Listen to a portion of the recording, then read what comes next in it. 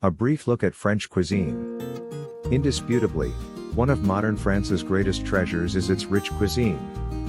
The French have an ongoing love affair with food. The cuisine of France is remarkably varied with a great many regional differences based on the produce and gastronomy of each region. Culinary traditions that have been developed and perfected over the centuries have made French cooking a highly refined art. This is true of even the simplest peasant dishes, which require careful preparation and great attention to detail. It is expected that even the simplest preparation be undertaken in the most careful manner, which means disregarding the amount of time involved. Of course, the secret to success in a French kitchen is not so much elaborate techniques as the use of fresh ingredients that are locally produced and in season. French cooking is not a monolith. It ranges from the olives and seafood of Provence to the butter and roasts of Tours, from the simple food of the bistro to the fanciful confections of the Tour d'Argent. A French meal might begin with a hot hors d'oeuvre, or for luncheon, a cold hors d'oeuvre, followed by soup, main course, salad, cheese, and finally dessert.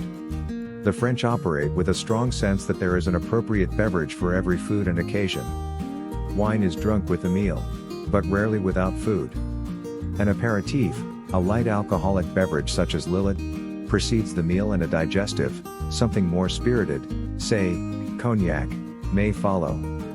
This close relationship between food and wine may, in part, closely parallel the evolution of great cooking and great winemaking.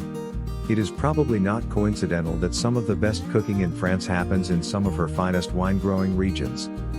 In Burgundy, Bordeaux, Provence, and Touraine, wine is as prevalent in the cooking process as it is in the glass.